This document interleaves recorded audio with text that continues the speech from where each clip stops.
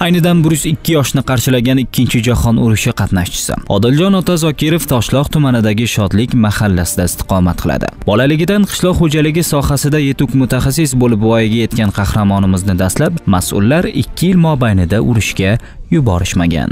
Povsga chiqadi. Solijon degan o'rtog'im bor, qahramon bo'lib kelgan. U bilan boramiz, Povskani Solijonnikiga olib qo'yadi. Meni Povskam hokim o'zi oladi, qo'limdan tutib. Menga kerak bu deb vaqtincha deydi. Urushga yuborishmadi sizni? Ha, yuborishmadi. O'sha ish boshqarishgan. Endi bo'lmadi 42-yil o'tgandan keyin 42-yilini 12-sentyabrda Haqlovat degandan poyezdga chiqdim. Ana shundan ajdab yurib ketdik. 7 davlatga bordik. Mana Ukraina, Moldaviya, ana Bender, Varsha, Polsha, Vengriyadan Germaniya, Finlandiya. Shuna oldimi? 7 respublikani bo'shatishda qatnashdim Xudoga. 3 yilda. Ha, 3 yilda, ha. Ayni navqiron 20 yoshida urush jangohlariga ketib, 7 hududdagi jangovar harakatlarda artilleriya bo'linmasida razvedkachi vazifasini o'tagan qahramonimiz 1942-yilning 12-sentyabrida urushga ketib, ropparasi 3 yil deganda 1945-yilning aynan 12-sentyabrida urushdan qaytadi. Odiljon ota bilan suhbatda bo'lar ekanmiz, u urush damlarini eslab, u yerdan hatto tirik qaytishni ham o'ylamaganliklarini eslaydi. O qo'limdan tegdi, men bu qo'limdan tegdi. Ilgari malakka tekkan mana. Mana 4 yil egilmay yurgan. Mana uni nimasi? O'sha yerda 2,5 soat yuragim to'xtagan, turpoqda edi. Endi o'g'lim inson o'sha yerdan tirik kelaman deb o'ylaganman. Nimaga? Shu ko'zi ochib yaningizda hammasi o'lib tirik qolasizda, bosib o'tasizda, o'laydi. Qish bo'lsa, mashinalar uni talaparon o'raytasdan yurtaraga tirik qolib, muzlab qoladi.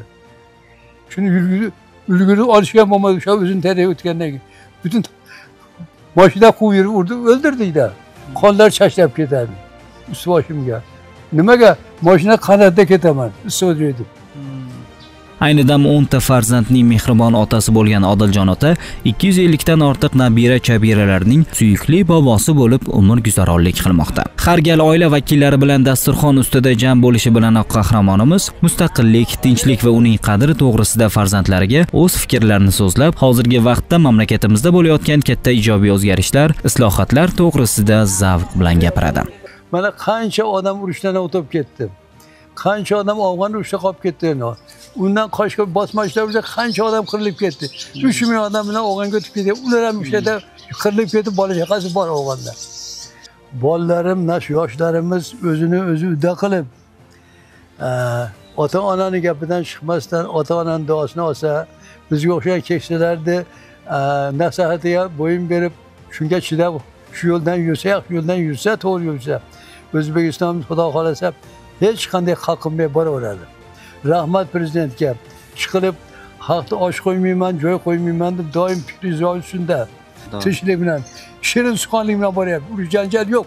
Ma'lumot uchun aynidan Odiljon ota singari 2-jahon urushi qatnashchilaridan 6 nafari Farg'ona viloyatida umr guzaronlik qilishmoqda. Muhammad Sidiq Usmonov, Ruxsor News informatsion dasturi uchun maxsus.